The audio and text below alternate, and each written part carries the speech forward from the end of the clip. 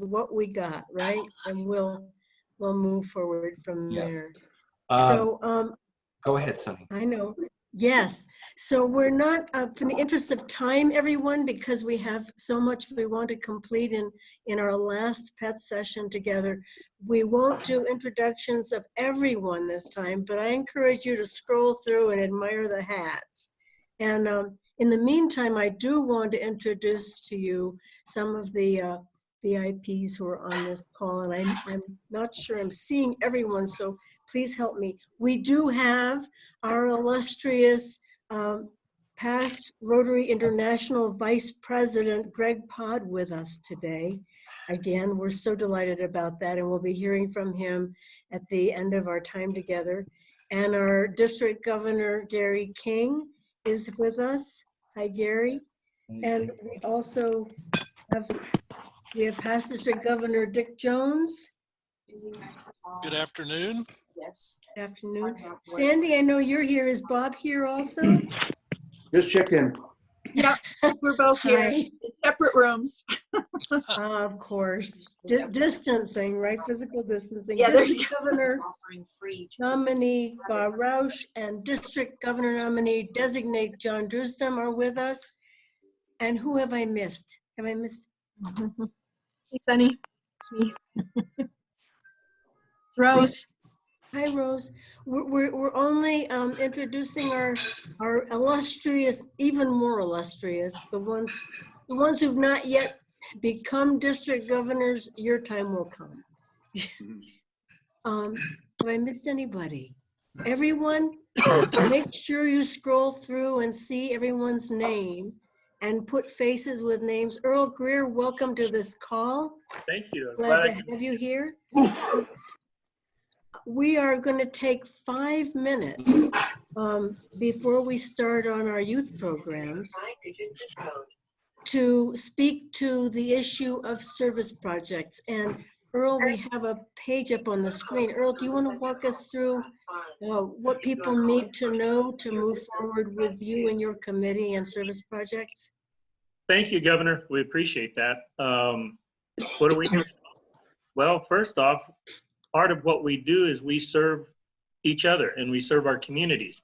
So ideally, you've had projects with your club over the period of time.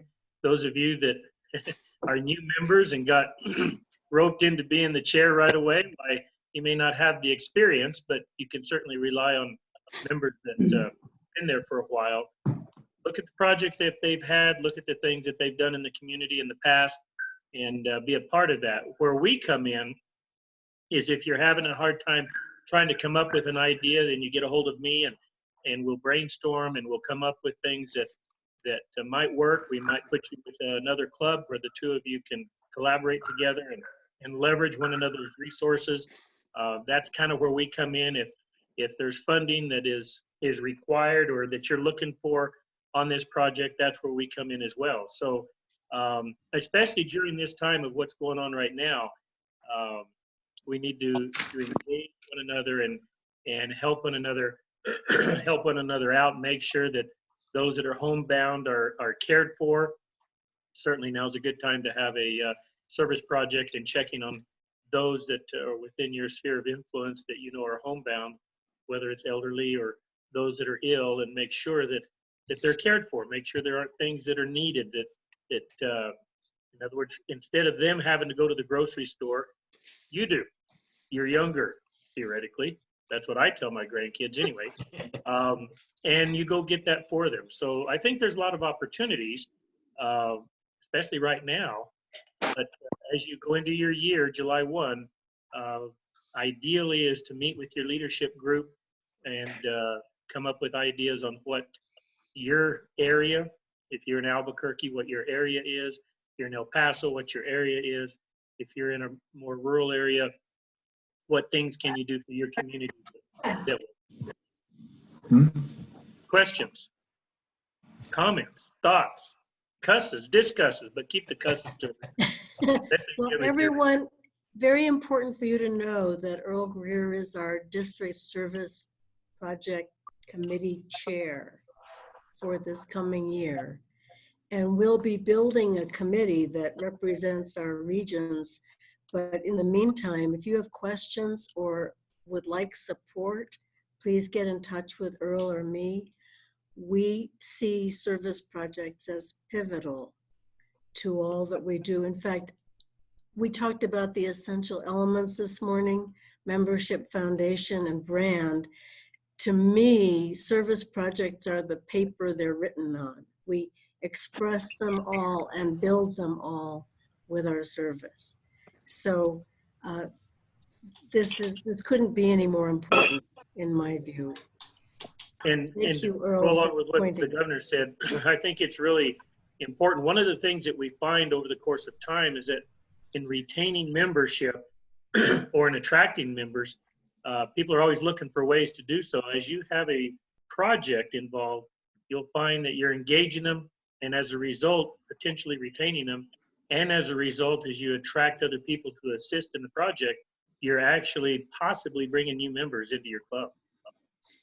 That's so true. There's been a lot of discussion now about how people leave Rotary when they don't feel involved. They don't feel they're making a difference. And projects are the way to enliven us all. It's the way, as Greg was saying yesterday, the way to reclaim our mojo.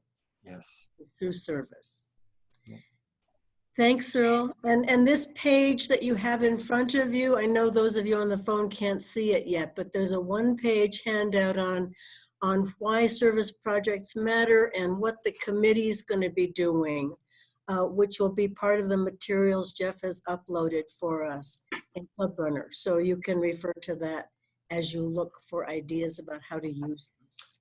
Governor, one of the questions that came up from John Morrison is, yes, could we have a database of service projects being done in the district? I will try to get out to all of the all the presidents of each club and see if I can get that database and get it put on Club Runner. That's a great idea. Thank you, Earl, and thank you, John. Fabulous. Great idea. I would say one of the places where we have lots of room for improvement is in sharing what we're doing and in celebrating and in collaborating with one another. So yes, let's get the word out there. Thank you. Anything else from anyone before we move on? All right, then I'm going to turn this over to District Governor nominee designate John and Sarah. John, this is Earl. Just real quick, I really find it fascinating. We need to record this. Tony Pino is actually muted. That's incredible. Right, we're being kind. Remember, we're spreading kindness this year. Thank you, Sonny. I can count on you. that's kind. That's Very what I kind. need. Okay. So, John, are you taking over here? Well, I'm going to be talking, but Jeff's got some slides to put up. Good afternoon, everybody. My name's John Drewsome, and I started out this year being the New Generations Chair for Sonny. And so I had to quickly find a AG replacement, or she found an AG replacement for me. And then as I started moving into that position, I discovered that New Generations is no longer New Generations. It's now called Youth Programs. And so I took a couple of screenshots I've got for Jeff to share with you guys. Good. Give me 1 second. The first one comes from just Rotary.org, and you'll see the youth programs. There it is, the youth programs portion of the website. No longer New Generations, now youth programs. But included in that, next slide, if you scroll down on that page, you'll find these things. There it is. Rotaract clubs, Interact clubs, RYLA, Youth Exchange, and to make things even more confusing, New Generations Service Exchange. So they brought back New Generations again as a service exchange. And basically these are short-term exchanges that college students can do, or older or younger, like mission trips, for example, to go work on a specific mission. And that's what they're talking about with New Generations Service Exchange. Thankfully, Youth Programs has a great team of support with Tony Pino and Shane Lamont talking about RYLA, and Tony especially about boys RYLA, with Michelle Frechette talking about Youth Exchange, Dick Jones talking about youth protection, and all of that goes into that, and our new Youth Programs Chair, Sarah Robinson. So I'm just going to turn it over to Sarah, and she can take you from now throughout the next portion of this. Thank Perfect. you. Thank you. Welcome, Sarah. We're delighted to have you. Thank you so much, John and District Governor Sunny. I'm excited to be able to work alongside everyone here. And during your year as president, if there's anything that you have questions about in regards to youth programs or need more information on or want some ideas to sort of jumpstart recruitment in your area, please contact me at any time. And I really look forward to being able to serve alongside you. I wanted to start by asking Shane and also Tony to please share with us some information about RYLA. They have some important updates around how we're going to move forward with this program in light of the coronavirus and the adaptations we're all having to make, and then also can share with you around the program in general. So during your year and when we're able to get back on track with this program, we can really make it one of the best years yet. So I will turn it over now to Shane and Tony. Thank you. Thanks, Sarah. Can everyone hear me? Yes. Yes. Okay. Well, trying times, as all of you folks can imagine, with a camp of close to 200 folks getting ready to get off the ground in July, of all the concerns we have right now with COVID-19. But I'm trying to stay excited about this. I'm always excited about RYLA. It's just moving forward. We'll have to see where we are in the coming weeks. Excitement this year, Tony Pino, this is Tony's third year coming back to RYLA, but this year as the boys camp director. We've got ladies that have moved up into the position of the girls camp directors. Many of you will know Alice Melberg. She's from Bob Roush's club. Awesome lady, incredible recruiter for the Albuquerque market. And assisting her is Dr. Joan Lewis from the downtown Albuquerque club. She served last year as the medical doctor on staff for the RYLA girls team, did a fabulous job. She's also going to be completing that duty for the girls camp, but also being the assistant there. Bruce Davis will be Tony Pino's assistant. Bruce is kind of what we call the logistical mentor for all of us. He's the one that makes sure the camp gets pulled off. He's up there constantly during the year, making sure speakers are working, that speakers are invited, that mechanicals are there. There's a storage shed on site that houses tons of things we need to pull off the camp each year. And Bruce makes sure that is set up for the boys and then carries on to make sure it's there for the girls. When the camps are over, he nicely packages all of it up to make sure that we have it in good shape for the years to come. It's going to get tough, guys. We just found out in New Mexico today that all of the schools have been closed through year end. I had a conversation with the lead RYLA person in El Paso, John Donovan down there. Their mayor is close to closing the schools, but they're getting feedback from the governor that doesn't want to close the schools. They're currently closed through the 6th. They don't know what will happen after that. We're not going to allow any kid to come to camp that would have any measure of risk. We're just, if we can't solve this thing by that time, that's the utmost importance, the safety of the kids, and of course any staff or Rotarians that we would send up there. We want to do things right. Our dilemma is we only have a few more months until camp. The boys camp is scheduled to start on Sunday, July 12th.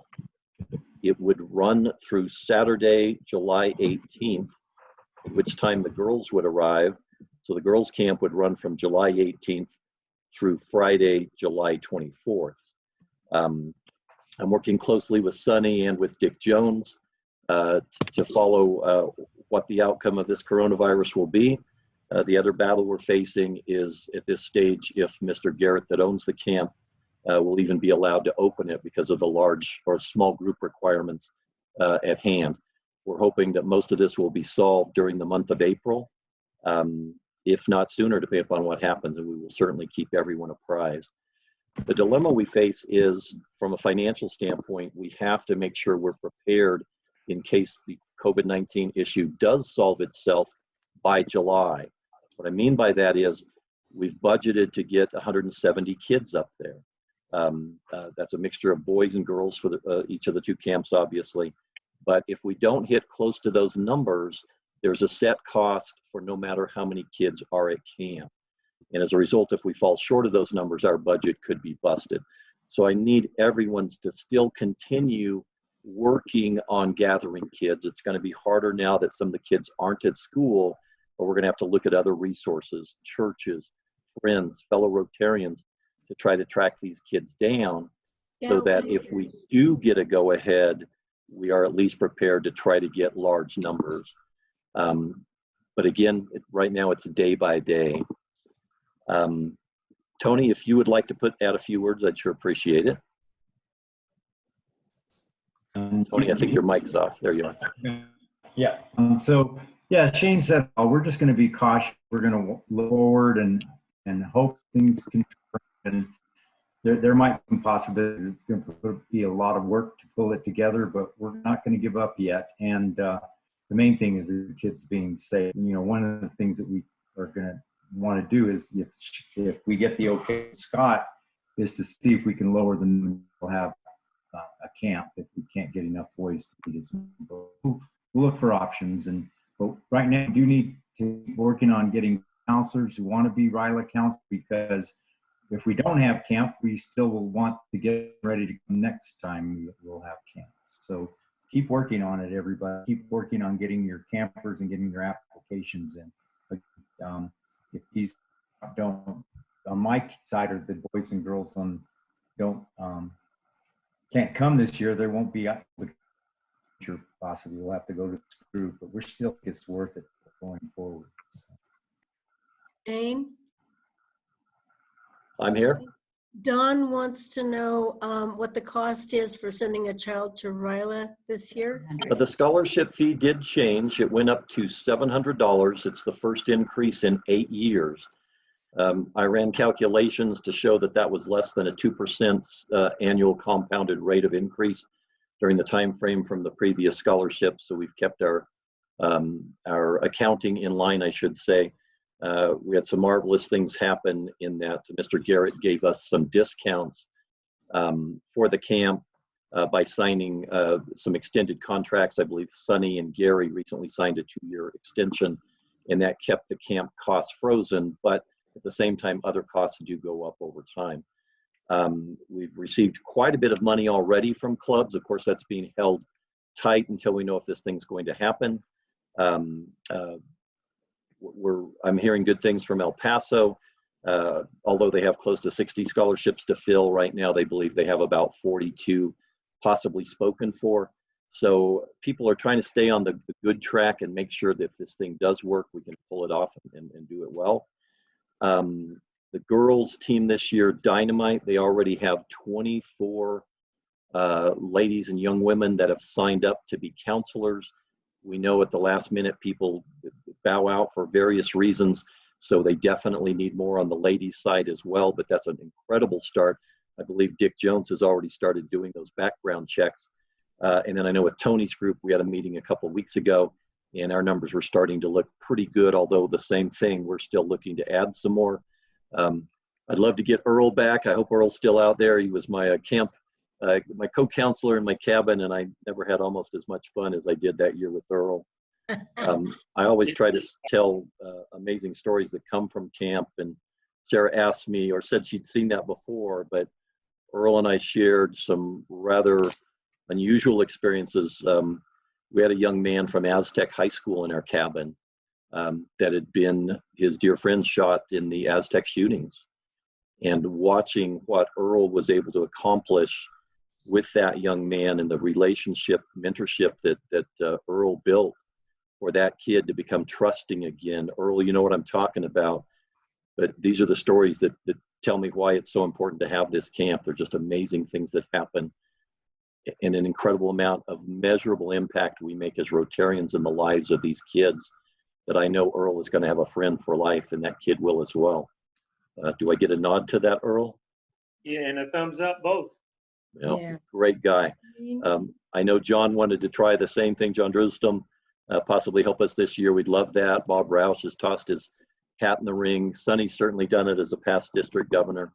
Dick's been up there multiple times. Gary, of course, this year visiting. Guys, it's welcoming. You know, it's our largest budget item, and I ask that anybody in district that's going to be in the high up positions, if you can possibly make it, you will know so much more about what that camp is about, and how rewarding it can be, not just to the kids, but to Rotarians. Earl was talking about keeping people involved and keeping them in Rotary by having them get into things.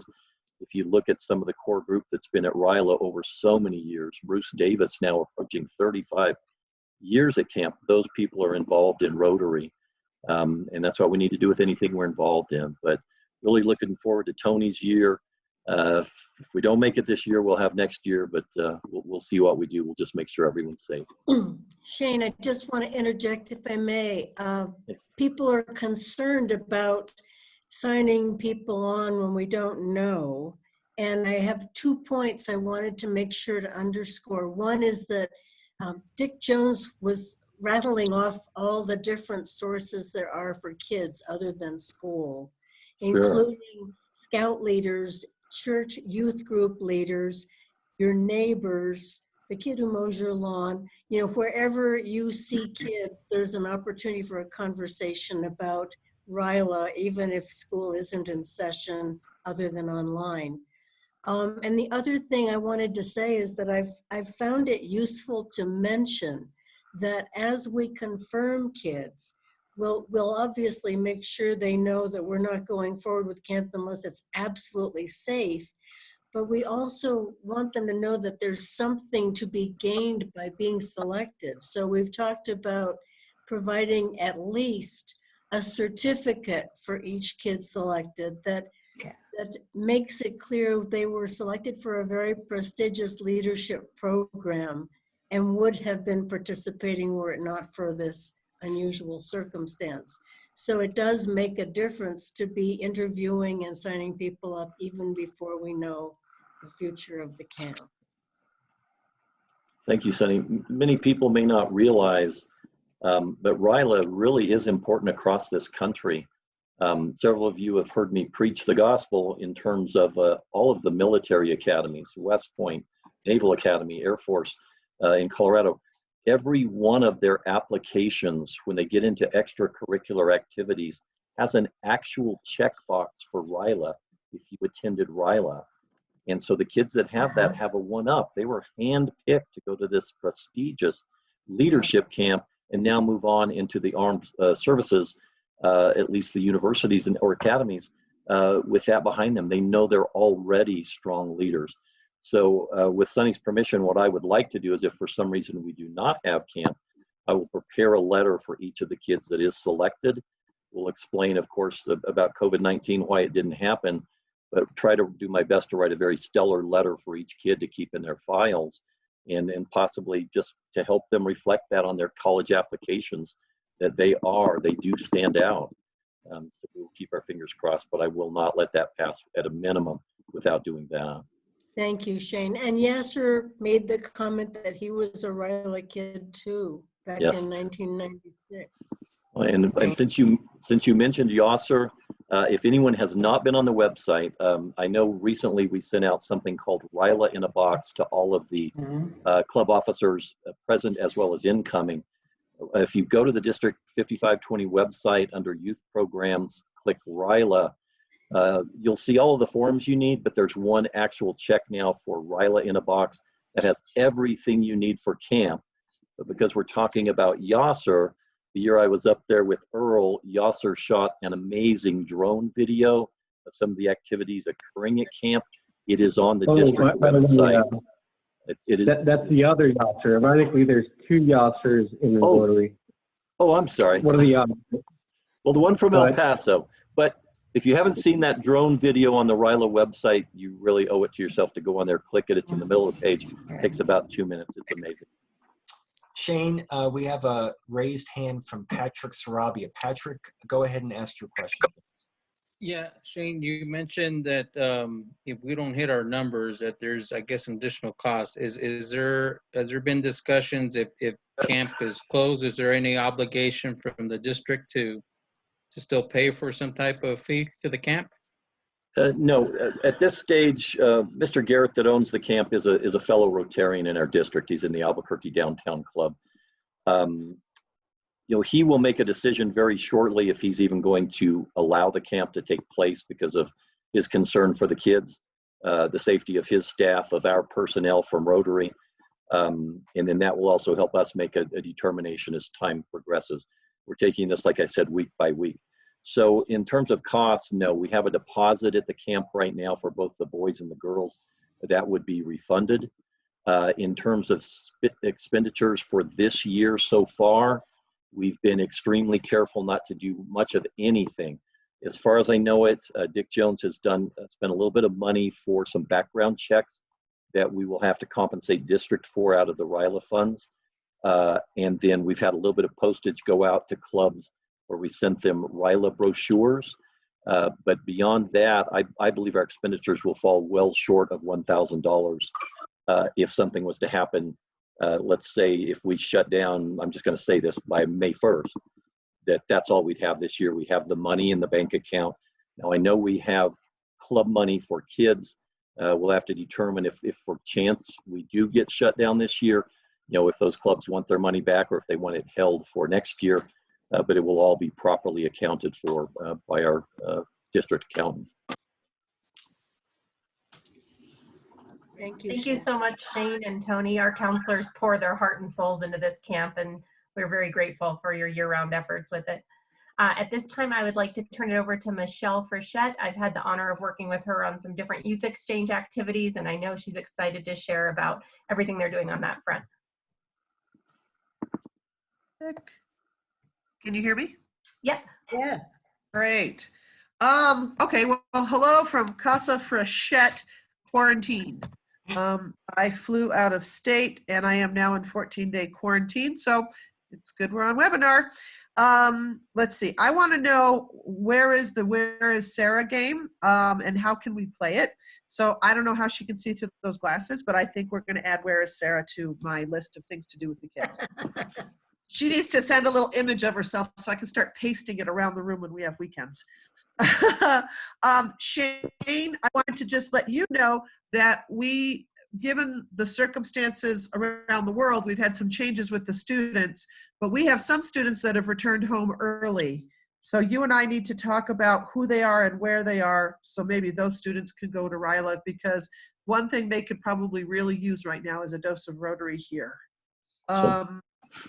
Yeah, for everybody's benefit, just as an update. For students in the program, as of May 1st, we had 21 students in the Youth Exchange program. At this moment in time, on the last week of assessment, approximately one half of the children in and outbound have returned home. That is due to two major factors. One factor is that some countries did in fact terminate their program. As an example, Spain terminated their program this last week and said that everyone needed to go home. So some students had to come home because they were told. But the majority of the students are coming home in terms of that 50%. The majority of them are coming home or going home because they are choosing to do so in cooperation with their parents. So just as a crisis management sort of question, so you understand how our youth program works, we have made sure to leave the door open to work on this entire question and problem as an opportunity for the students and their parents to talk about what they know about the facts. Every country had a little bit of different information about where they were at, what their levels were at in terms of exposures to the virus.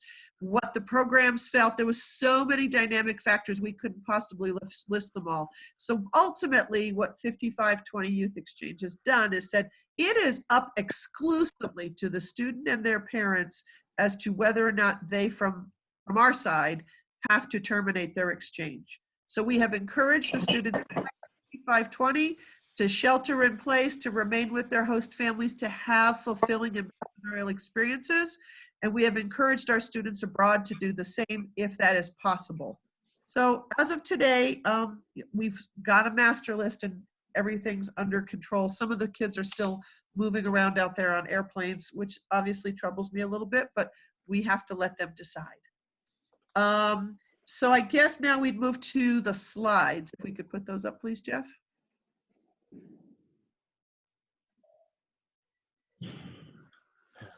Okay. Nope, wrong one. That's all right. There we go. Okay. Let's go to the next one. Beautiful faces. So let's see. This is a couple of years ago, because that's my boy Vinny standing in the back with the big smirky smile. That, I believe, is one of our visits in Carlsbad. So for those of you new to the idea of youth exchange, principles of how That we was manage Roswell, Michelle. Oh, okay, thank you. Roswell, and we needed to have faces for this presentation to show the joy. Oh my gosh, yes. The concept of our weekends is 3 out of the 4 weekends for these students are actually in clubs around the district. So you, as president-elects, can talk to your club members and encourage them as pinpoints for the future, as places to plan, not necessarily for this Rotary year, but for the next couple of years, to let us know if you want us to come visit you, because this is an inbound weekend with just the inbound students, but we sometimes have more.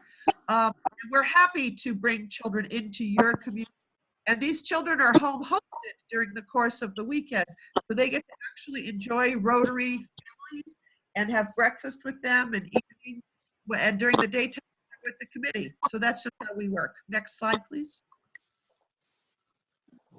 We are obviously pivotal to achieving the objective of world peace and understanding. Every single student is an ambassador during the process and are there to share not only with you, but are there to share the cultural ideas of your community and our district across the world when they leave. Next slide. So the objectives of the program in terms of the whole framework is to learn about other cultures, expand the students and the people that they meet, their worldview. And if you sit down and kind of look at numbers, somewhere between 500 and 1,000 people are impacted by each exchange student's experience. They are outbound for 11 months. The number of people they encounter between school and home and community and Rotary is massive. We are not just making a little tiny dent in one little host family. We're making large percentage impact across all kinds of parts of society. They also get to, of course, see their own culture through fresh eyes. They get to build lifelong friendships. And in terms of the lifelong friendships, almost every student that comes home basically tell you that they really truly believe they have 2 homes on the planet. Next slide. So the way we select students is at a 2-level process in terms of outbounds. This is also true abroad in other countries. That a student comes to the Rotary Club and says, I'm interested in doing exchange, I've heard this happen. And then the Rotary Club facilitates that student connected to the district level program. There is no club exchange in Rotary Youth Exchange. And the reason is because districts are managers, because this is a complex process. The process of visas, both in the United States and abroad, long-term visas, going to school, those have to be managed by districts. So if you have, for hear about a child from somewhere on the planet who wants to know about exchange, they're welcome still to write to me, but they will ultimately connect to their local Rotary Club and their local Rotary District for the program. Michelle, Yes. if you give me 1 second, I'm going to mute everyone. We're getting some feedback, and then I will unmute you. So give me just 1 second.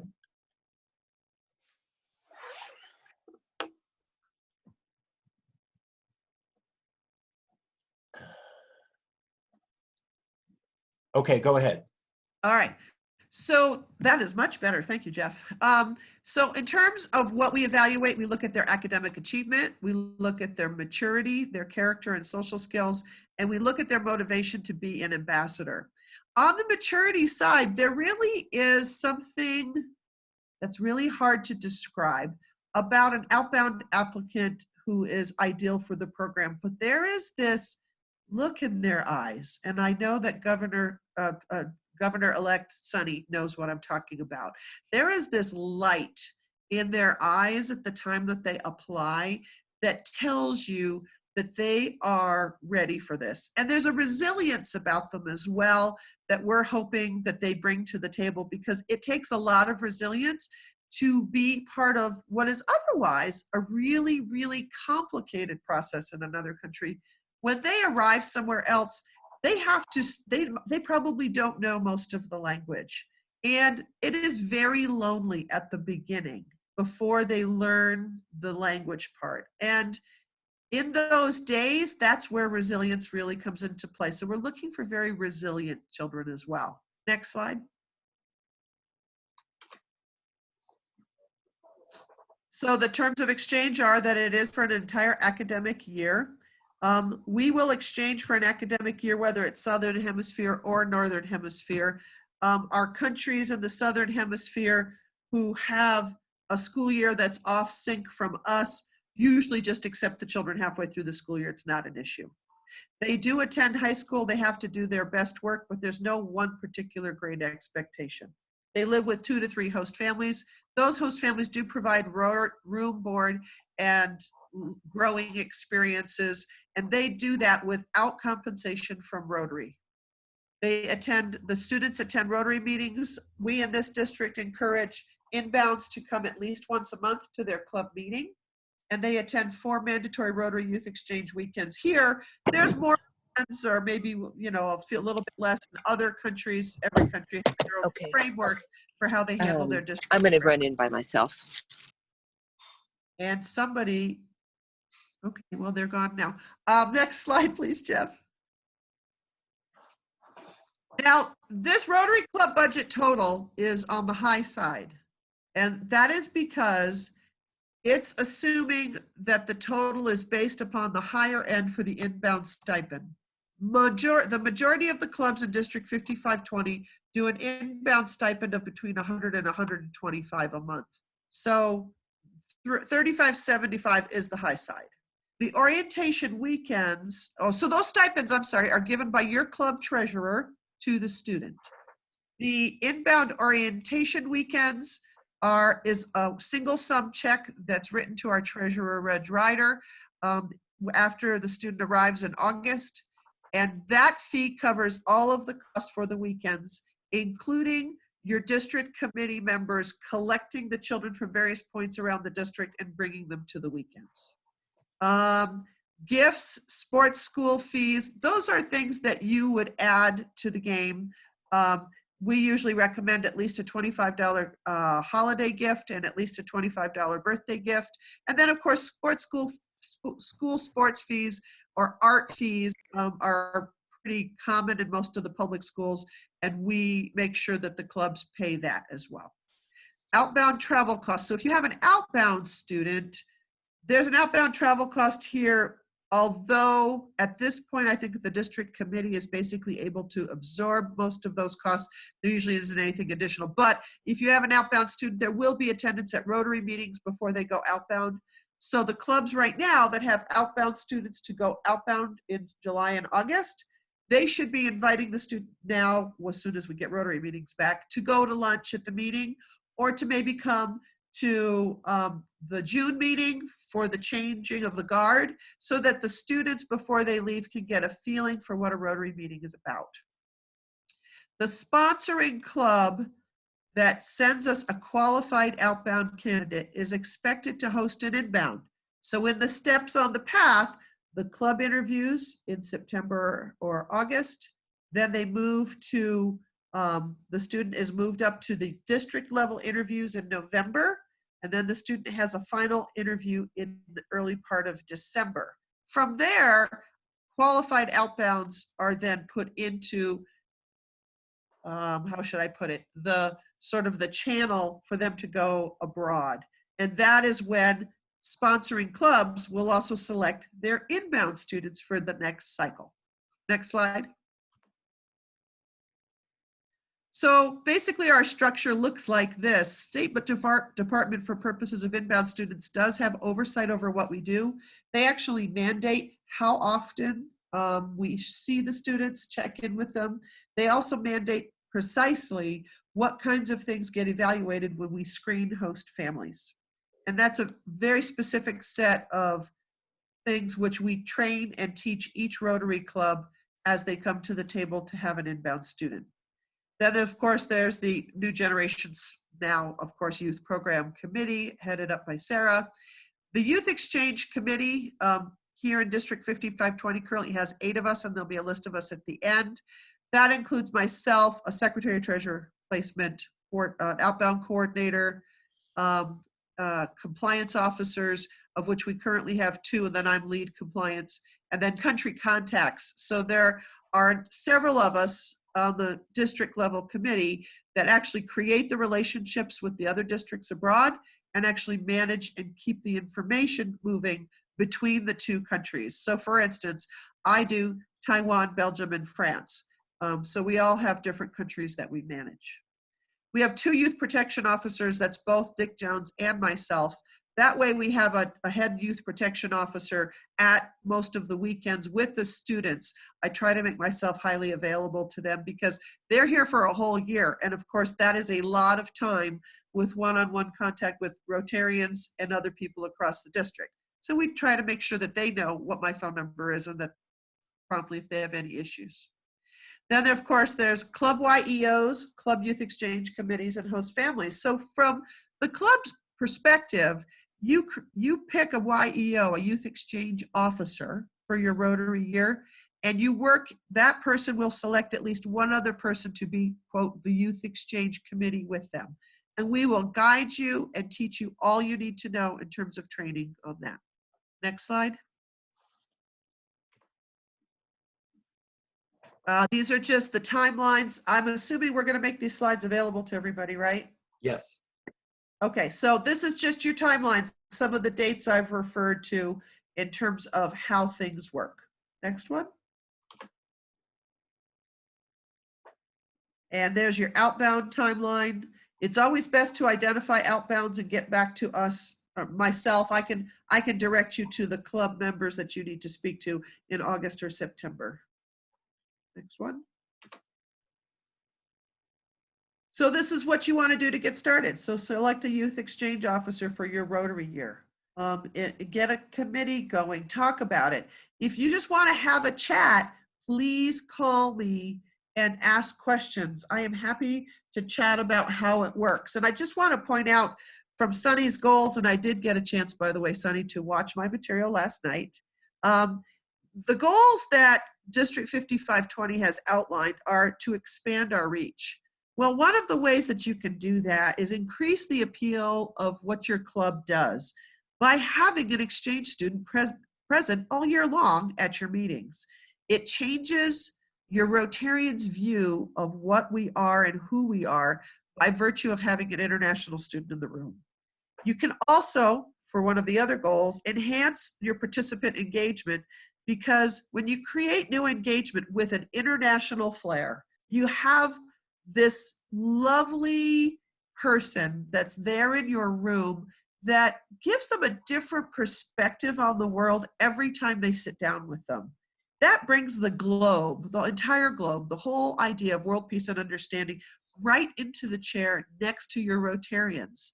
So even if you're not doing, quote, international projects, like something in Guatemala or wherever, you can definitely have a student in your room and have really immediate impact on the concept of who we are as global citizens every week. And it'll encourage a wider participation in youth programs as well, which is good for everyone. I really appreciate all your time. If we go to the next slide, I think the Youth Exchange Committee is listed. These are the members across the district who are part of our team, and we very much appreciate everybody's attention and help with our program. Great. Thank you so much, Michelle. And I know Bianca's on the phone with us today. Thank you too for your service. Hi, Bianca. At this point, I just wanted to share about some of the other components of the youth programs that we have. So in addition to RYLA and also Youth Exchange, which you've told about, this kind of shows you the different age ranges for our various youth programs within Rotary. So our Rotary Youth Exchange is focused on 15 through 19-year-olds. Interact is for that 12 to 18-year-old age range. And then Rotaract is 18 through 30. And RYLA sort of extends through all of that. And some of the benefits for all of these programs to youth. Just one quick thing. The limit on Rotaract has been removed. So you can be Rotaract even if you're over 30. Oh, it's extended. Great. Thank you, Sunny. So in terms of benefits for youth and for young adults, Rotary can really help through these programs, these students to develop life skills. There are professional and leadership skills that they can gain. Our students can gain an international understanding and also respect for the rights of others.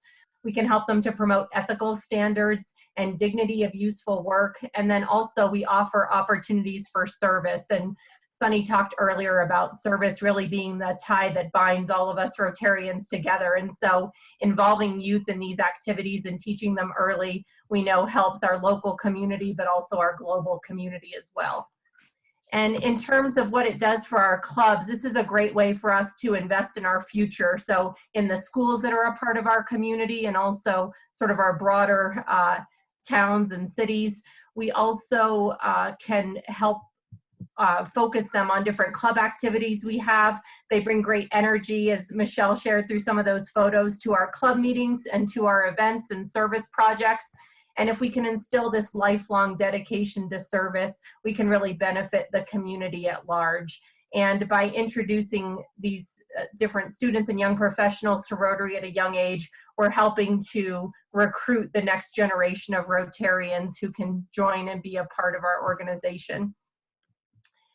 Interact is one of the programs we've not yet talked about, and it's a way that clubs can start chapters of 12 through 18-year-olds and unite them in service and introduce them to the idea of global citizenship and helping those around them.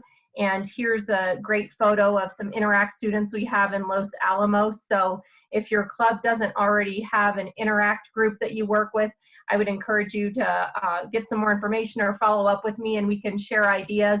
But some of the things we can do around Interact are encouraging Rotaractors to help mentor some of the Interactors because they really look up to those who are just that age level above them.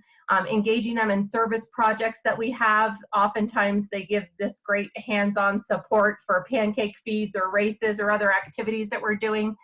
We can also let them know about other opportunities within Rotary. So sometimes these Interact students end up becoming our RYLA candidates or the new generation's exchange students. We can also help finding university or community-based Rotaract clubs so we continue that connection within Rotary. So once those students leave their Interact club, they're still tied into the larger Rotary family and they can connect with a club in their college or to a local club after that. Rotaract is more of our sort of young professionals group. So those aged 18 to 30. So sometimes these are on college campuses. Other times they're a group of community members. And these are people who are looking to really develop their leadership and professional skills. And again, all through that realm of service, but they can have fun doing it together.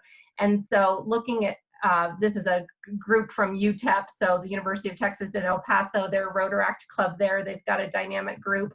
And some of the ways we can involve our Rotaract students are by having joint events together. So networking nights or other opportunities where our club members can come together with these people who are looking to grow in their careers. It's also a great time to be able to recruit Rotaractors to participate in other programs that we have, such as RYLA or the New Generations Exchange.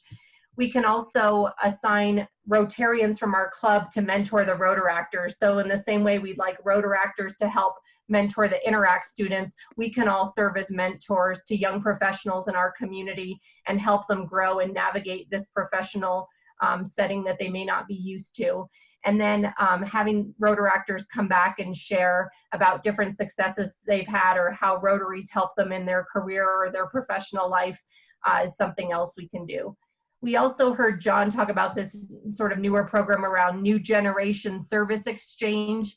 And this is a way for people to, within this age bracket, apply and be able to do maybe a service activity abroad. So we've had students who are in medical school travel to another country so that they can learn about the international healthcare system and what healthcare delivery looks like in other nations. And so we have opportunities to sponsor programs like this as well, and to help people within this age range to design exchanges that can help them not only meet their professional goals, but also aid in a humanitarian project that we have occurring. And last but not least, you know, we have as Rotarians a real commitment not only to investing in our youth, but also to making sure that they're protected. And so at this time, I'd like to be able to turn it over to Dick Jones so he can talk to us about how we keep any youth who interact with us in any of these programs safe as they're working alongside of us. But also, if you've got more questions, again, these slides will be available to you. I'm here and happy to talk more about any of these programs, and there are also a lot of great resources on Rotary.org. So if you're interested in launching your own Rotaract Club or Interact Club, there's some terrific step-by-step guides to help you through the process, and a lot of experience and knowledge on this call, and we look forward to helping you with those pieces. Sarah and Dick, we have 2 raised hand questions. Do we have time for a few questions? Sure. Sure. Okay, Laura Gonzalez, please go ahead and ask your question. Hi, so my first question, oh, and by the way, I do have my little ears on, is for Sarah. And what I'm curious about is really since yesterday when we were talking a little bit during this, I was kind of just thinking about the idea of creating an Interact Club for our middle school. We have the one at our high school. But my sense from all the training I've been through Scouts and all of those things is that it would be better to have completely separate Interact Club for middle school than for high school, just because of the ages of the kids and how they interplay together and youth protection. And I just wanted your thoughts on that. And then I have a couple questions for Michelle. Sure. I think how I've more typically seen these Interact Clubs work is what you've stated. So there's a middle school group that comes together and a high school group, and there seems to be sort of a natural bond since they're already in school together and in classes with one another. So that's what I would say. But if anyone else has any thoughts to add. That would seem to make sense to me. And then for Michelle, my questions are, is there any possibility that our outbound student for Taiwan might leave before the boys' RYLA camp? And when will we find out who our inbound student's going to be? Okay, so let's see, an inbound selection. Okay, the outbound students are told that they need to be ready to leave. And I have to tell you that the last cycle of exchange that Taiwan was handled was Sunny. Sunny, do you remember what time our student left last time somebody went to Taiwan? Our last Taiwanese student left a bit early, as I recall. Generally speaking, we do the connections in early July, as I recall. Yes, because the committee is taking most of July off. we send, for example, we send our inbound students home right after the 4th of July, so they have a chance to experience that holiday. And, Right. and in general, the same timeline is observed with some negotiation with the host district and host families. I know that's vague, but that's my understanding. Is that yours, Michelle? Well, yes. So, Laura, the bottom line is it's complicated for a student to do RYE camp. Let's see, your outbound is a male. Stephen, yes.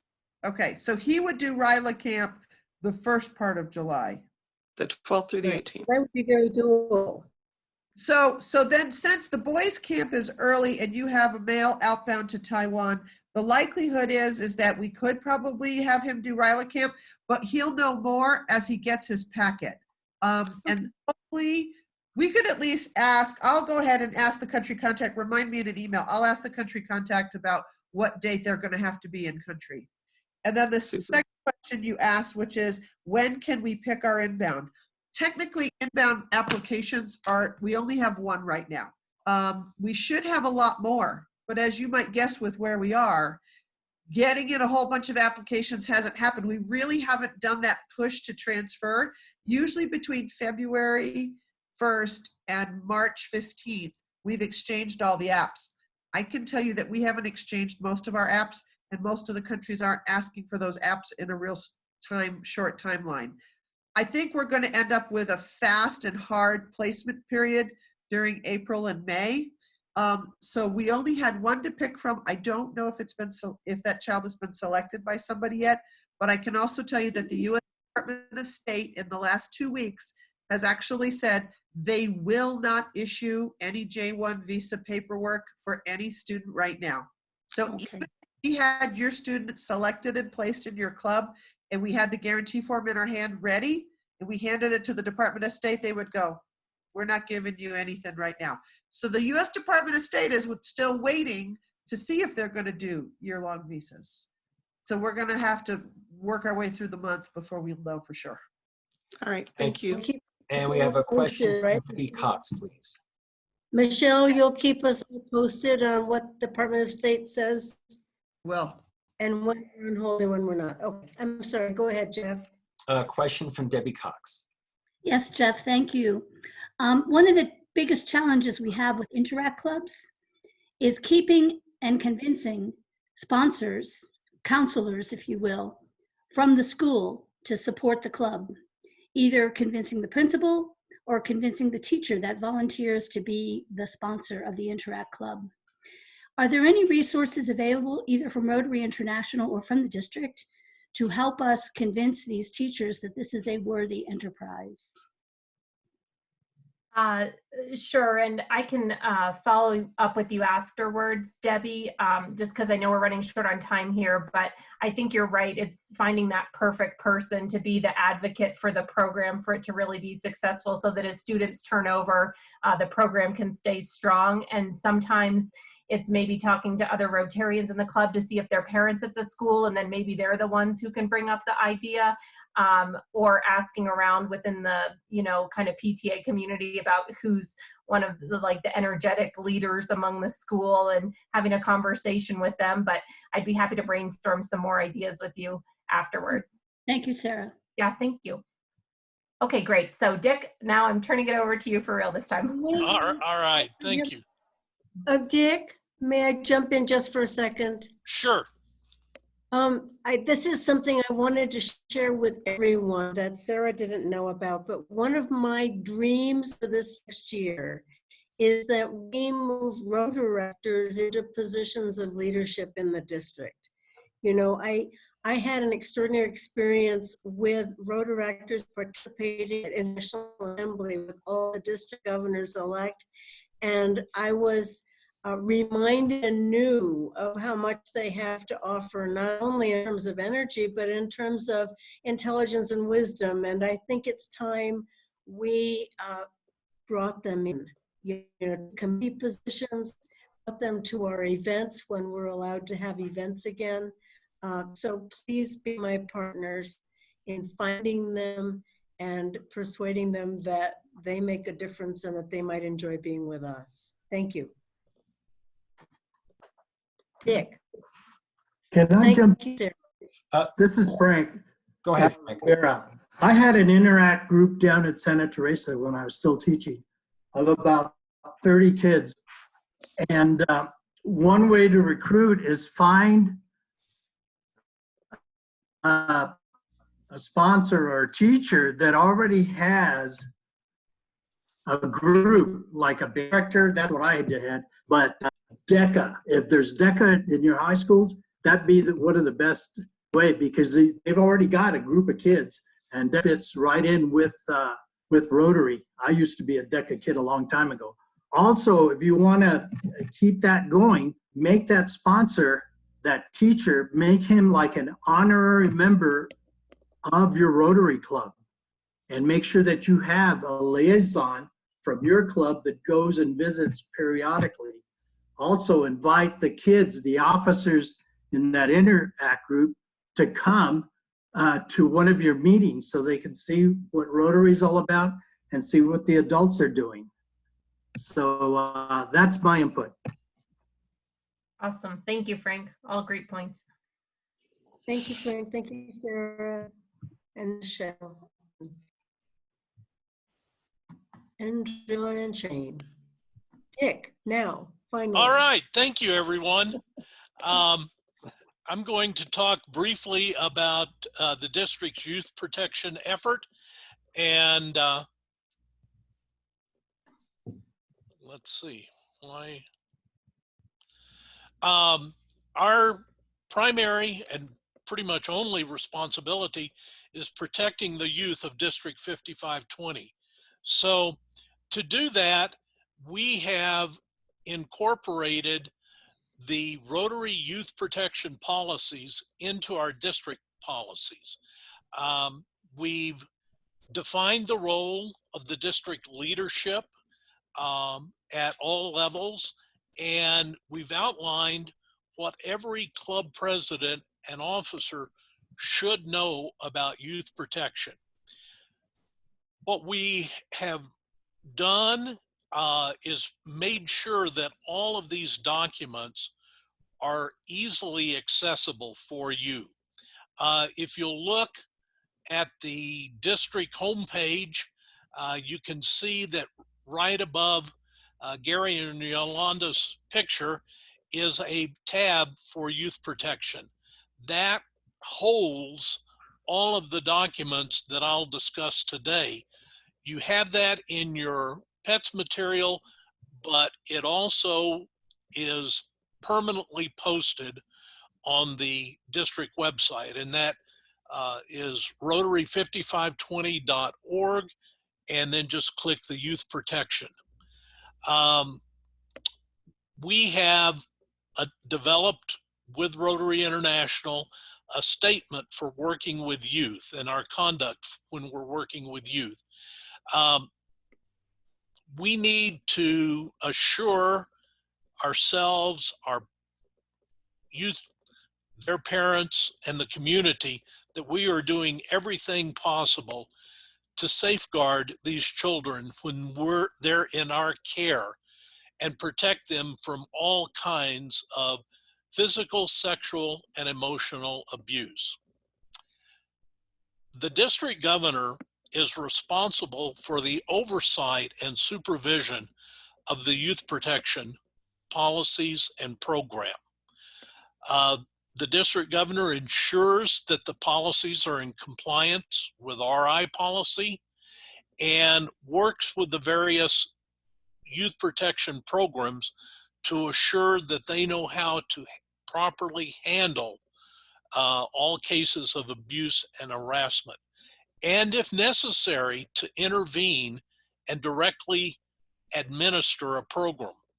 And that is a responsibility where Rotary is stepping in and saying that if there's a problem in the district or in a club, the district governor has the authority to step in and take over that program. At the district level, all of our program chairs, our assistant governors, and lieutenant governors should know the district policies. They need to be able to help with their clubs in training on what the district policies are. They need to coordinate with the youth protection officers. And if they become aware of any situation, they need to make sure that the governor and the youth protection officers are informed. What we are asking this year, and I will have an email out before the weekend is over to our lieutenant governors and our district chairs, is that all of them are prepared to take a role in youth protection if a situation arises and their help is needed.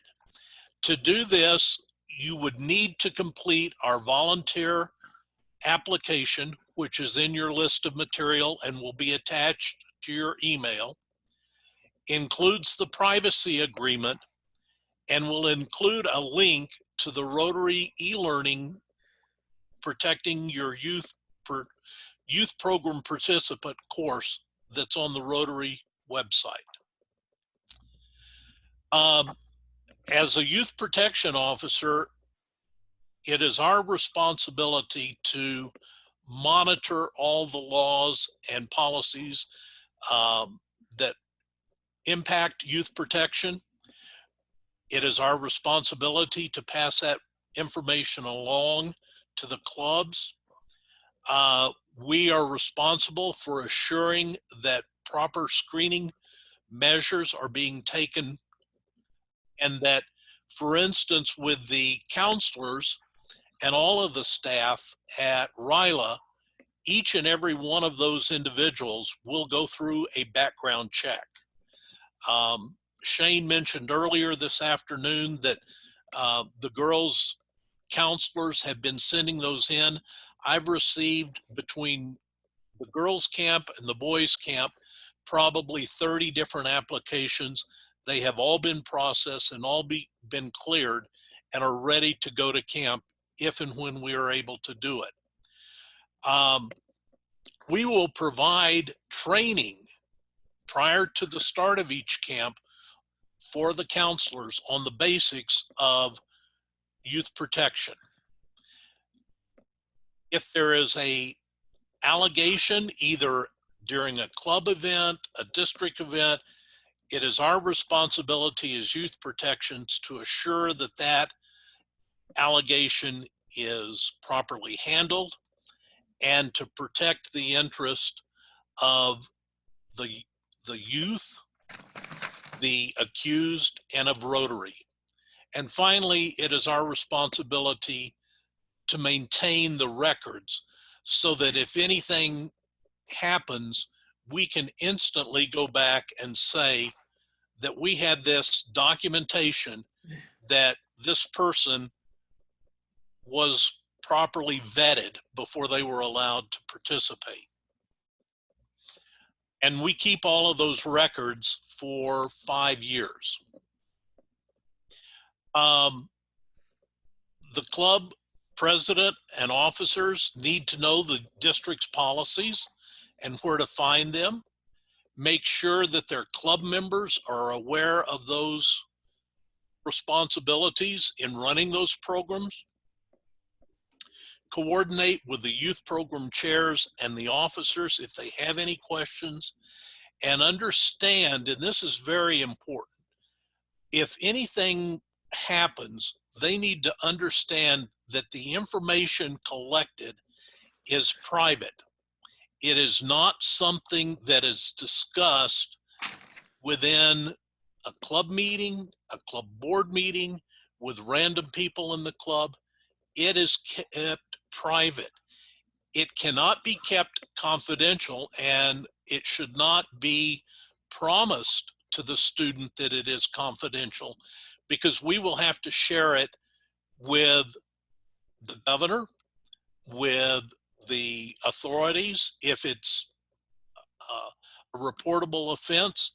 And so we need to make sure that the individual understands that it's private, we're not going to be talking about it, and that it will remain private, but it is not going to be confidential.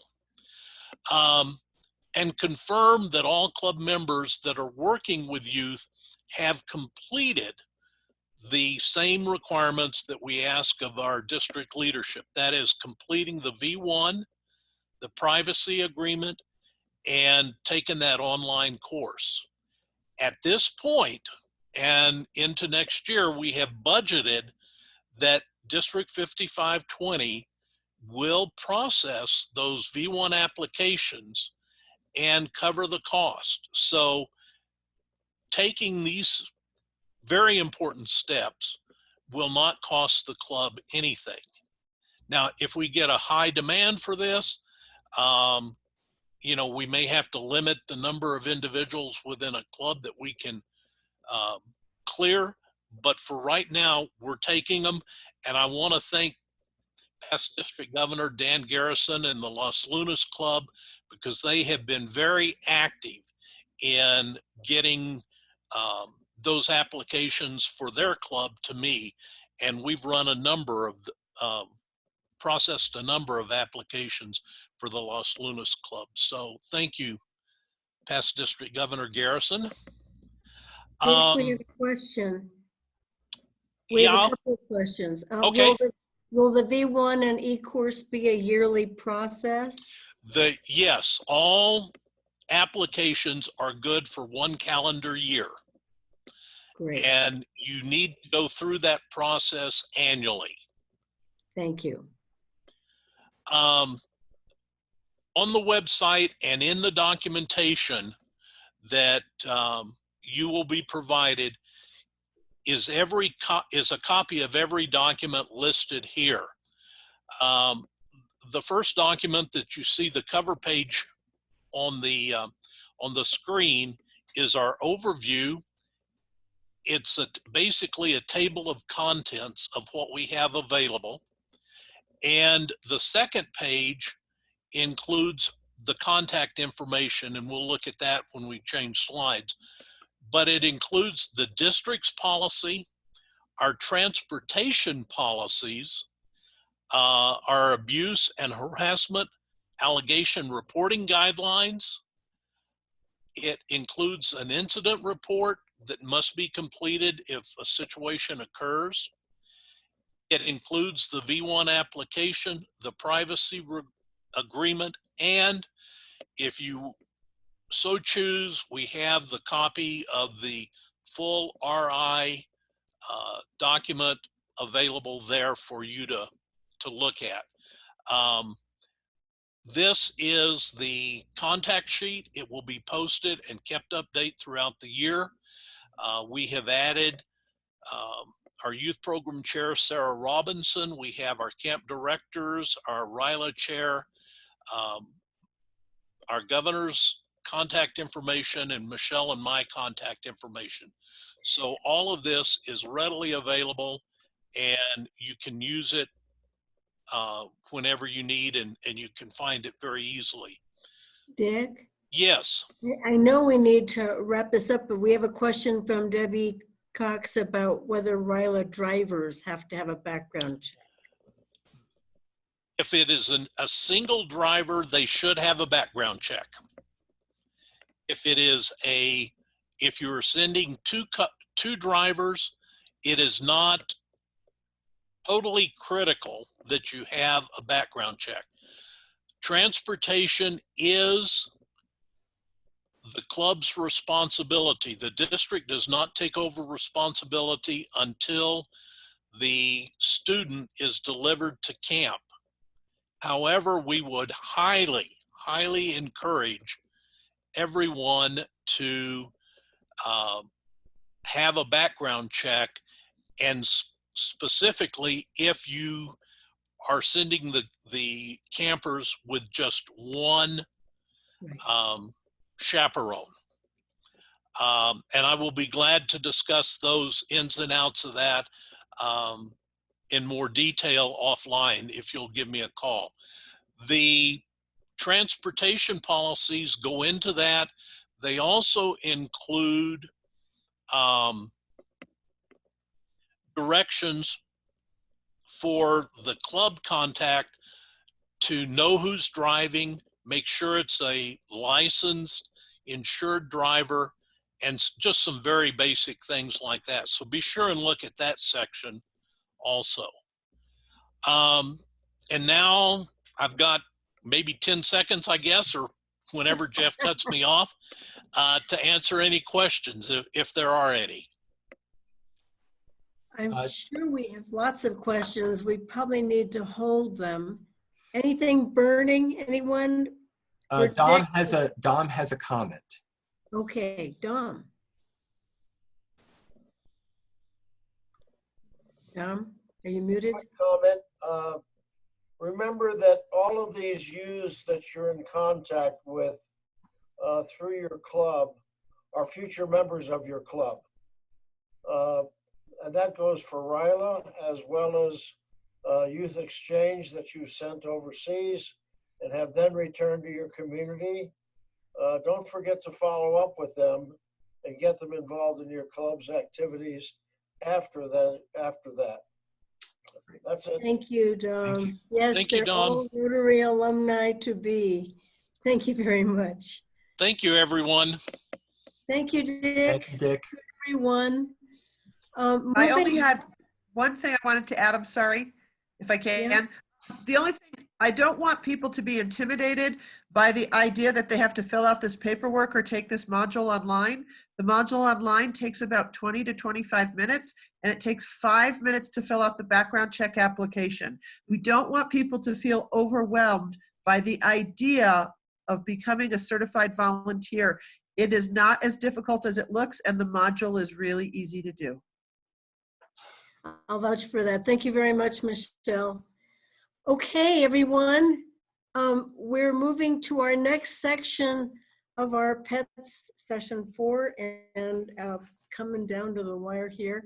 Let me see, where do I want to start? So I have only a minute to do this introduction. I want to remind everyone that yesterday morning when we were talking about Rotary International's strategic plan, the 4 strategic priorities were to increase our impact, expand our reach, enhance engagement, and adapt.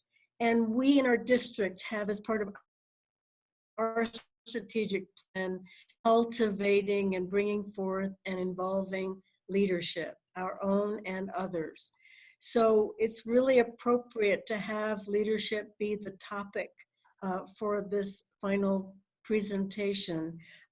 There's no one better to present this presentation than our own Greg Pod, who, as you recall, has credentials that vast exceed the time we have to share them. But remember, he is a past Rotary International Director and past Rotary International Vice President, and in my view, a quintessential leader. Greg Pod, are you there and ready to take it for us? I am. Thank you very much, Sunny. I appreciate that very much. Thank you. Welcome. If you want to hand over the screen to me?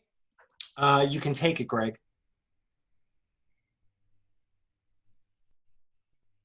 Yep.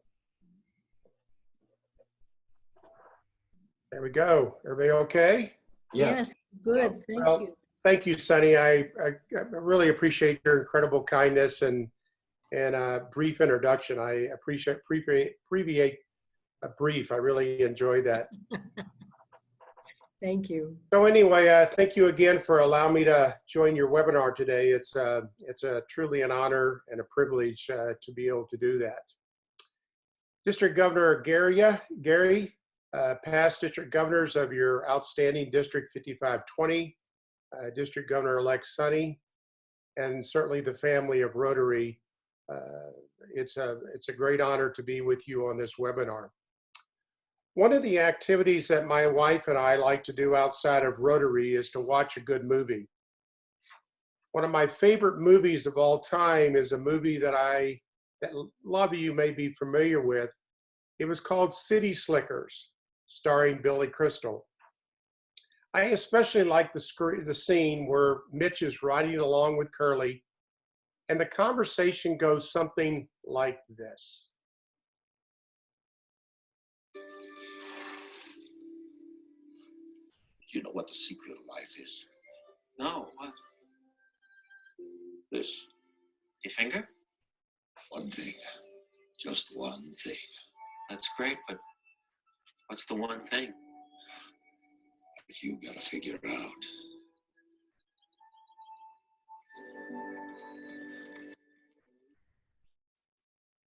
Don't you just love that? As Curly said, what is the one thing?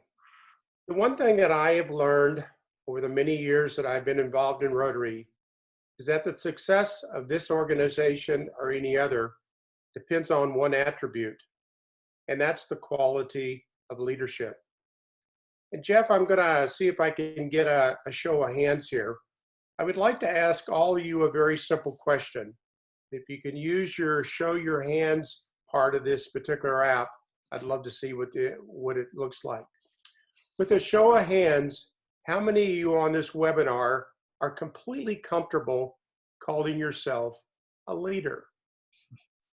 Jeff, can you give me the results of all this? Wow. Oh, we just got a lot more. 15? Okay, and we've got 61 participants, right? Yes. You see, I've asked this question on many occasions, and I always get the same results. Not all of you had your hands up. With the short time that I have with you, I'd like to explore the concept of the leader in you. If you think about it, many of us have made this concept of leadership into something bigger than us, something beyond us. We've made it about changing the world. We've taken this title of leader and treated it as something that one day we're going to deserve. Some of us do not consider ourselves as leaders because it means maybe a level of arrogance, cockiness that we may not be comfortable with. To begin, I'd like to try to define leadership. I did what all of you would have done on this webinar. I Googled it. And I will tell you, it didn't help. Because when you Google the word leadership, you receive exactly 4.5 billion hits. Yes, billions. Now, being from Colorado, you have to be very careful on how you use the word hit. Some of you actually may have gotten that joke, which is very sad. On a serious note, by far one of the greatest authors of leadership has to be a man called John Maxwell. He has sold over 19 million books on leadership. In his most recent book titled Intentional Living, Mr. Maxwell states that the definition of true leaders are individuals that lead a life of significance. Let's face it, we all want our lives to matter. What is really why most of us on this webinar are in a Rotary, and we join Rotary. So we can simply make our communities, which consist of our neighborhood, our country, and our beautiful world a better place. Let's face it, we all want our life stories to be of significance. When I talk about significance, I'm not talking about being famous. To be significant, all you have to do is make a difference in the lives of others, wherever you are, with whatever you have, day by day. When you intentionally use your everyday life to bring about positive change in the lives of others, you begin to live a life that matters. You truly are a leader. You see, I believe that each and every one of you on this webinar are leaders. To prove this, I'd like to share a very simple story with you. Back in February of 2006, I received by far one of the best and most difficult assignments I've ever had in Rotary. And that was leading a group study exchange to the Philippines. I had already served as a district governor, went through all of the 3 years of training, And quite frankly, I thought I knew and understand Rotary. And I also thought I was a leader, as I had what I thought was a leadership role, until I saw Rotary in a third world country. The Philippines is a country the same size as the state of Arizona, with one large difference. Arizona has 5.7 million people. The Philippines has over 90 million people. As many of you know on this webinar, I truly love children. And I took with me to the Philippines 1,000 toys to give to the children that I had met. Our GSE team that year gave 46 presentations in 30 days. So when traveling in the Philippines, I saw millions of children. Many of the children would run up to me and pull on my shirt or my pants, something quite frankly I never got used to. I thought they just wanted the toys. My Rotarian aide said they simply want to touch you. You're a God. You bring hope. Think about that. One day, our team was taken to the Rotary project in a distant village. The small Rotary Club was providing food, clothing, water, restroom facilities, a school, and even medical care. I was surrounded by approximately 40 children in an open field.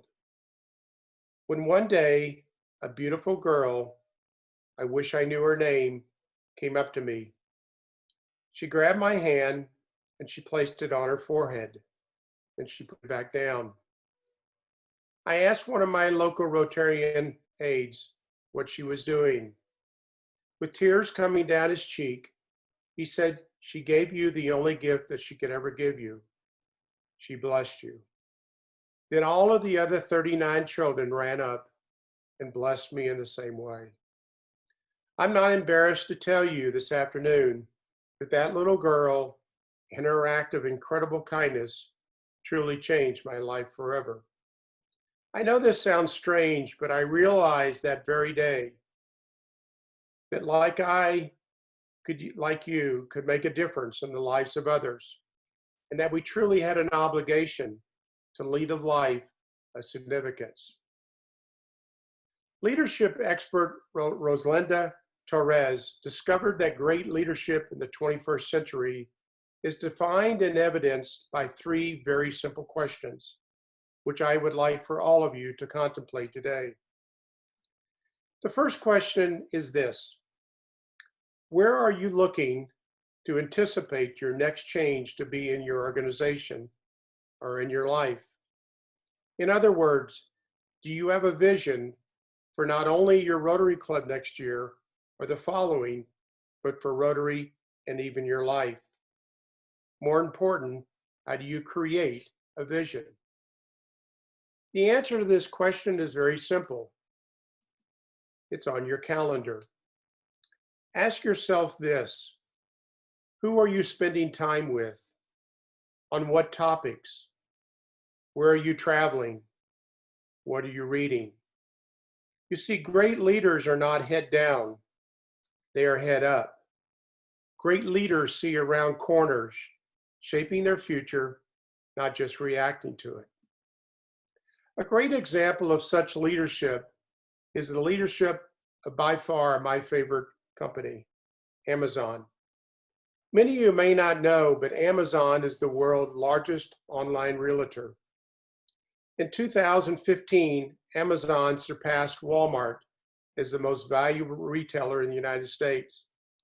They now have a market value of over $1 trillion. Amazon is guided by 14 leadership principles inscribed on laminated cards for each one of their employees. Amazon is not only changing the way we buy and receive goods and services now, but they will truly change the way that we buy and receive goods and services in the future. Why? Because Amazon really does see around corners, shaping our future, not just reacting to it. I said this yesterday. Our founder, Paul Harris, once said, "The world is a changing place, and we must be prepared to change with it. I ask you in your leadership role to be that change and to see around corners this next year. The second question that I'd like to contemplate is, what is the diversity measure of your personal and professional network? That's a little complicated. As our younger son, Brian, would say it like this: hey, Dad, who are you hanging with? To some extent, we all have a network of people that we are comfortable with. So this question is really about your capacity to develop relationships with people that are very different than you. Great leaders understand that having a more diverse network is a source of pattern identification at greater levels and also of solutions. We need to surround ourselves with people that are thinking differently than you. Not easy to do. Great leaders have what I call thinking partners, who aren't just echo chambers, but people who dare to disagree with you as opposed to agreeing with us all the time. A great example of this is the management of Costco, where you have people that are thinking differently all the time than any other retailer. Costco today has over 85 million members. Think about that. And $116 billion in sales. Costco's management culture is not the most important thing. It's the only thing. Costco employees are dared and encouraged to be different and have dedicated their efforts to eliminating functions that increase productivity. With different points of view, different skills, and different experiences. The third question is, are you courageous enough to abandon a practice that has made you successful in the past? Many Rotary presidents need to ask that question. There's this old expression, go along to get along. Great leaders dare to be different. They just don't talk about risk-taking, they actually do it.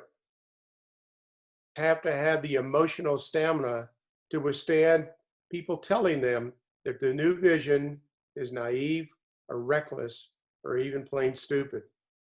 The people that will join you are not your usual suspects in your network.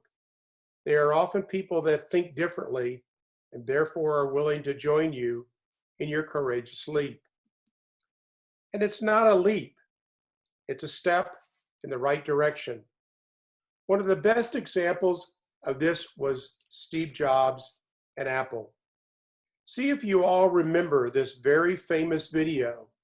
The quality of the video is intentional.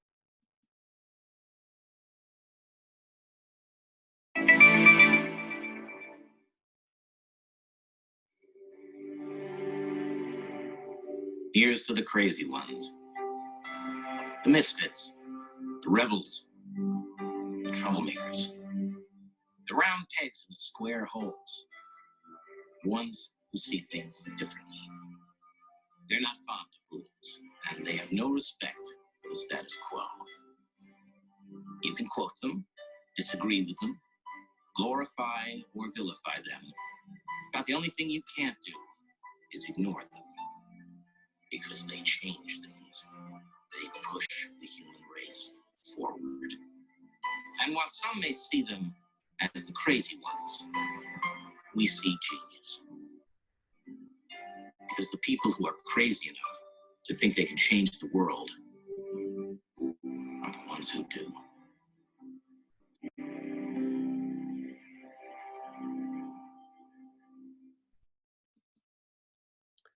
Today, Apple has over $265 billion in sales and over $245 billion in cash. And they've made more money than any other company. Why? Because of the leadership of people like Steve Jobs. He did not just talk about risk-taking, he actually did it. Steve Jobs was simply not scared to fail, and he did that on many occasions. He was even bold enough to put a camera in a phone, which I mentioned yesterday. Think about that. If we are to move this organization forward, we truly need to meet the challenge offered by Paul Harris, who wrote, "If Rotary is to realize its proper destiny, it must be evolutionary at times and revolutionary on occasions." Answering these three questions will determine your effectiveness as a 21st century leader. My fellow Rotarians, we are at our time in Rotary where we need to have individuals that simply will stand out as great leaders. I sincerely believe that Rotary is at a crossroads at the present time. As I said earlier, I truly believe each and every one of you are leaders. I also truly believe that it's not an accident that you are on this webinar, that you are in Rotary, and each and every one of you matter to the success of this organization. The author of the best-selling book in the last 3 years is a man that I truly admire. His name is Rick Warren, in his book, The Purpose-Driven Life, where he states that it all comes down to the issue of meaning, again, significance, of purpose. The issue of why am I here, what am I here for, and where am I going? We are all in Rotary because we truly believe that we have a responsibility to make the world a little bit better place for the next generation. Mr. Warren says, and I quote, "The good life is not about looking good, feeling good, or having the goods. It's about being good and doing good." Significance comes from serving. It is utilizing our gifts, our talents, and our time that we find meaning and we find significance. We in Rotary aspire to great deeds. We look up to and admire the towering figures of history who gave us such grace to humanity. Abraham Lincoln, who gave us the gift of human dignity to so many. Mother Teresa, who gave the gift of compassion to the forgotten. Muhammad Gandhi, who gave the gift of peaceful change to the oppressed. All of them did something very special. They gave their lives to others, and their lives were making a difference. In Rotary, we give our resources, or more importantly, we give ourselves, because there is such a difference between a handout and an outstretched hand, especially when a caring heart warms the outstretched hand. And each one of these individuals that are on this webinar give different gifts to give. The leader in you is about what you are doing with what you have been giving and making a difference in the lives of others and leading a life of significance. We all have a choice here today, whether to keep our gifts to ourselves or to use them to help others. Great leaders are desperately needed in Rotary today. You have an incredible opportunity next year as you will serve as the leader of your Rotary Club in your district. You see, Curly in City Slickers was right. It is only one thing, and that is great leaders. I urge you to use your gifts in Rotary and find the leader in you.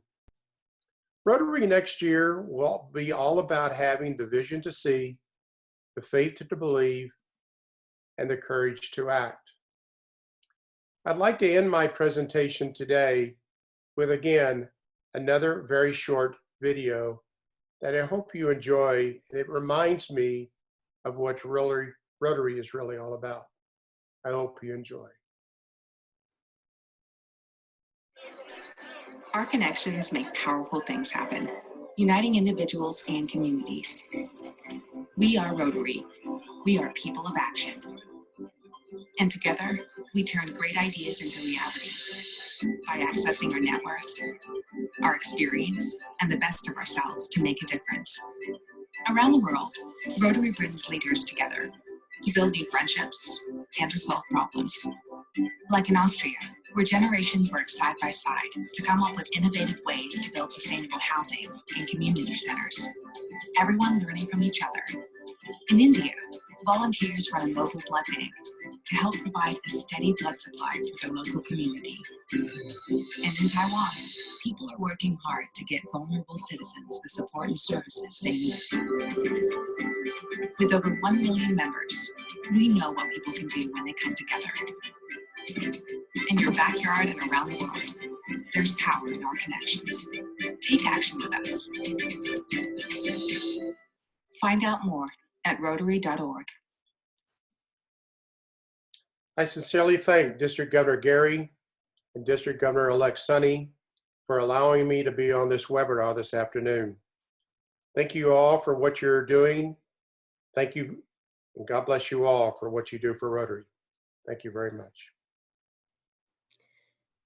Thank you, Greg Pod. It was awesome. We actually have time for a couple of questions or comments, if there's anyone who would like to do that. Be very happy to. I'm looking, Jeff. We have a chat from Tim Sexton.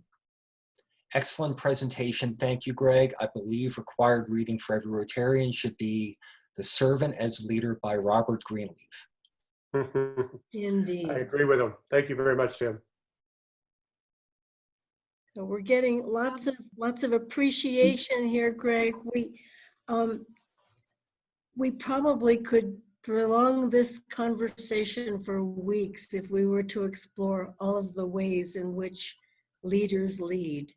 And I think maybe the most important thing I would ask people to carry away from your presentation is a reminder that there's no one way to look as a leader, that each of us will bring what we bring to be significant. And Sonny and Greg, we have a question from Debbie Cox. Debbie? Thanks for acknowledging me again, Jeff. I appreciate it. I was reading something about risk management and Rotary just yesterday, and risk management was one of the topics today. It sounded like we needed to buy some kind of insurance. The Rotary International has some overriding insurance, but that each club needs to have something too. So that's basically what my question is. Well, Debbie, that's a great question. I will share with you, and a lot of Rotarians don't realize this, but in North America, you have each club has a $5 million general liability policy. And a lot of clubs don't realize, but we also have director and officers insurance coverage. And again, so we are protected in regard to general liability. So in other words, that's bought and paid for by RI, and the clubs do not, the clubs benefit from it, but we don't have to buy anything ourselves. That is correct. It quite frankly is in your RI dues. That's what I thought. Very good. I was hoping you were going to tell me that. Thank you. Thank you, Debbie. Great question. And it's an interesting dichotomy to be managing risk at the same time that we're willing to take risks. You know, it's the risk that we're thinking about taking are abandoning things that have worked in the past in favor of a new path or a new possibility. Now, Sonny, I think one of the things that if there's one encouragement that I could do is for all your president-elects to be bold this next year. Do something different. And I literally do mean shake it up. I have to admit, I've never seen a president of a Rotary Club be impeached. But I really would encourage all of the president-elects to stick their neck out and to try something different. Because as I travel around the world, one of the things that I notice is that Rotarian presidents come in, and instead of being creative or bold or change, they just manage what was done in the past. And that is one of the reasons why we are having membership issues, is because, as I said yesterday, our clubs are simply not attractive to younger people, to females, and we are getting tremendous amount of turnover in our Rotary clubs. So one of the things that we have to look at, we are actually not relevant to what's going on in the world. And the only way we're going to get out of that and become relevant is to try different things. And that's what I would encourage most of your president-elects to be able to try. Thank you. That's wonderful advice for all of us. We can be bold. Thank you, Greg. Thank you.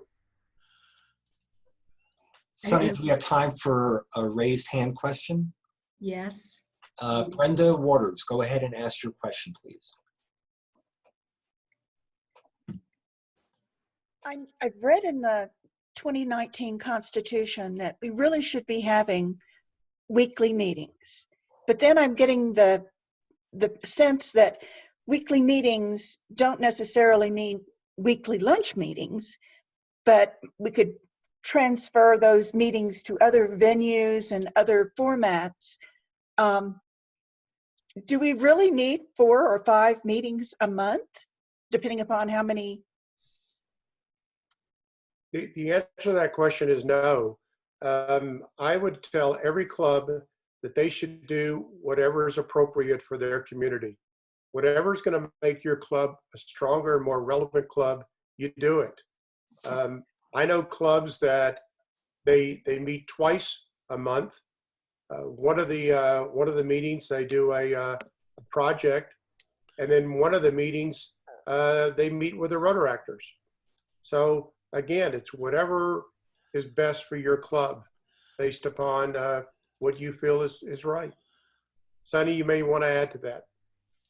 I would underscore everything Greg just said. We've never had so much flexibility with our meetings as we do now. You may see clubs that have one meeting. Actually, there's an e-club we learned about from Holger that meets once a month. And it has members from 17 to 70, or maybe it was 27 to 70. So we're encouraged to have 2 meetings a month if that works, and they can be service project meetings, fellowship meetings, traditional meetings, whatever is going to empower your members to be engaged. Thank you, Greg. Thank you. And thanks for the question, Brenda. Renee Canton, you have like a minute and a half for an announcement about RLI.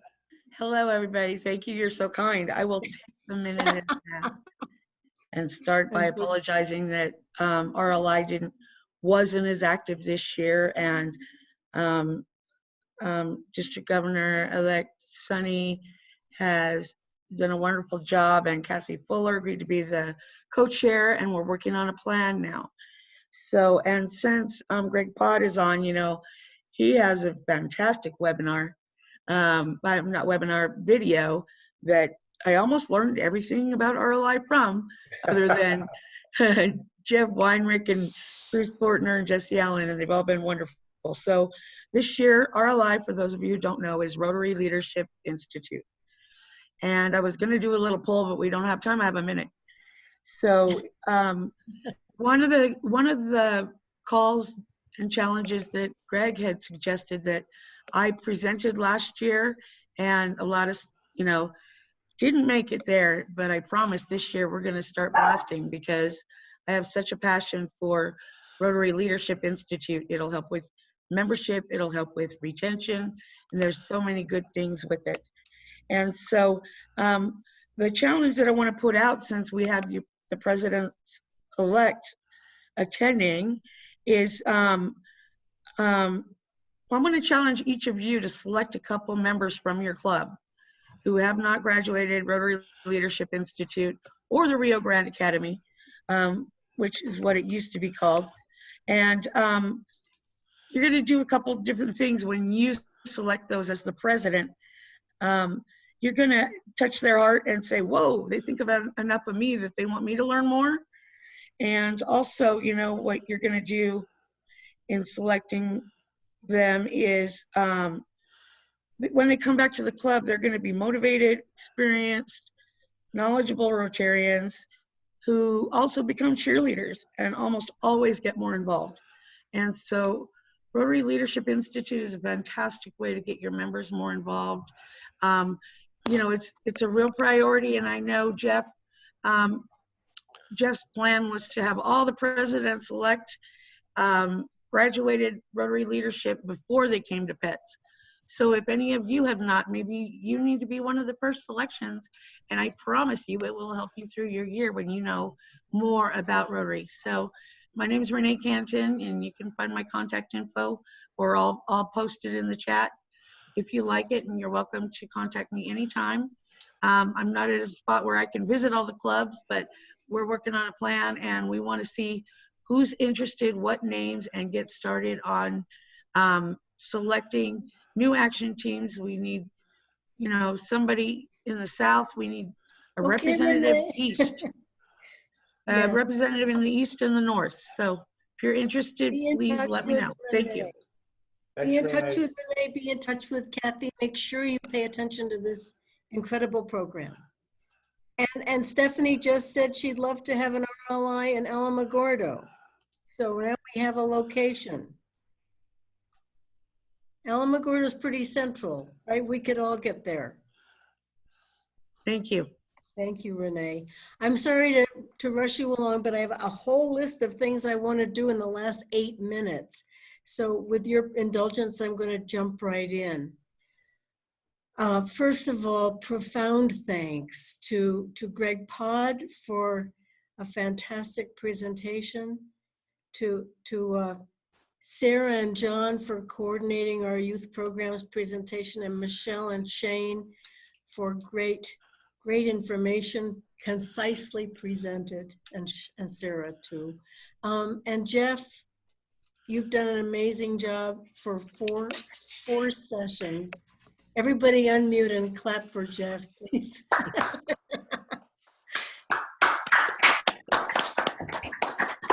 We decided that Jeff's title is not actually district trainer, it's district learning coordinator, which really does capture what he has been for us and what he will continue to be.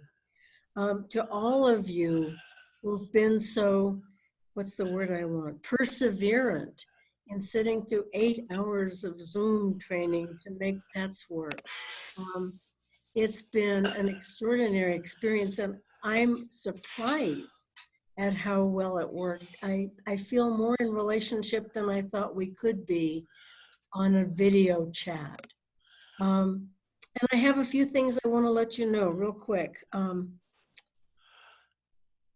Next steps. Jeff is going to be sending out to us the links to the recordings of our PET sessions, all 4 of them, and the video that Greg promised us yesterday will be available, as well as Greg's email. And I will be asking him to send along with all of that an updated copy of the list we created of the culture we are creating in our district, which will add all of the ideas that you mentioned, including at the top of the list, patience. And if I may, I want to steal from Greg's presentation this afternoon and also add dignity, compassion, and peaceful change. I'll be sending out open letters from the governors as we learn more about how we're going to cope with COVID-19 and still make a difference in our communities. If you do not receive the Rotary membership minute or the Rotary leader and would like to, let me know. I'll make sure you get added to the list. There's some wonderful resources and links to what clubs are doing now to meet remotely and to do projects for good remotely. Obviously, there are things like getting food to people, making masks. There are things we hadn't thought about doing that we know we're going to need and want to do. Michael Moore, your suggestion about finding a way to meet face-to-face when all the restrictions are lifted we will be taking to heart because we'd love to get together. You know, there will be, according to Holger, a Rotary citation this year. It's going to be different from anything we've ever had. What you do is you go into Rotary Club Central, and of the 26 possible goals you might create, you pick 13 of them and then make them happen. And that will get tracked on Rotary Club Central, and that will get you your club's Rotary citation. Call me if you have questions about that. I have accepted from International Assembly a challenge to the districts, and it's called a Shelter Box District Challenge.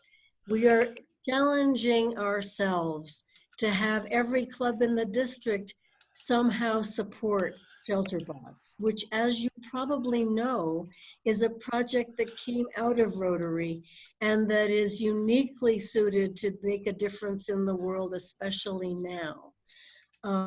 As it happens, Sarah Robinson works for Shelter Box, so she's a resource. Youth Exchange kids have been doing Shelter Box fundraisers for years. Even if you can't do a lot, please do a little. Let's see if we can have everybody contribute to making Shelter Box even more effective as it meets the challenges around the globe this year. I have 4 requests from Holger, which I'm supposed to deliver at my club visits, but since I don't know for sure when those are going to start, I'd like to share them with you now. They're short and sweet. Holger would like you and your clubs to know the following. Number 1, we're going to be creating new clubs. If you see a way to do that by having a satellite club with just 8 members, or by starting a brand new club, a community-based Rotary club, please do that. That's request number 1. Let's create new clubs, because not all the existing clubs meet everybody's needs. Number 2, in the course of your year, host at least one strategic meeting where you ask, what should our club be like in 5 years and what steps can we take to be there? Number 3, select your new members carefully. Make sure they're a good fit for your club meets their expectations, and then engage and take care of them. And number 4, please continue your club's efforts to end polio by donating to End Polio Now and by having an event around World Polio Day in October. We must fulfill the promise we've made to the children of our world. Those are Holger's requests, and I will make sure those are posted in our materials in case you didn't catch all of that. I remind you to sign up right away for the grants management seminar so that you're in the know on what's happening and ready to take advantage of our district grants. Check your banners, pins, and shirts for the proper master brand. Please make sure you have your club officers and contact information entered in Club Runner for the next year. Call any of us anytime, and water and nurture the leader in each of you. You are incredibly precious, and you are making an enormous difference to Rotary and to the world. That's it for me. Thank you very much, everyone. Round of applause for our governor. Yeah, thank you. Thank you. Thank you very much, Sonny. For the hats, they made a difference. Thank you. Okay, Greg, thanks. Bye, everyone. We'll talk soon. Bye, thank you. Be safe. Bye. Bye. Bye. Goodbye. Bye. Bye, everybody. Bye. Bye. Bye. Bye. Bye. That's jokers. Love it. Hey,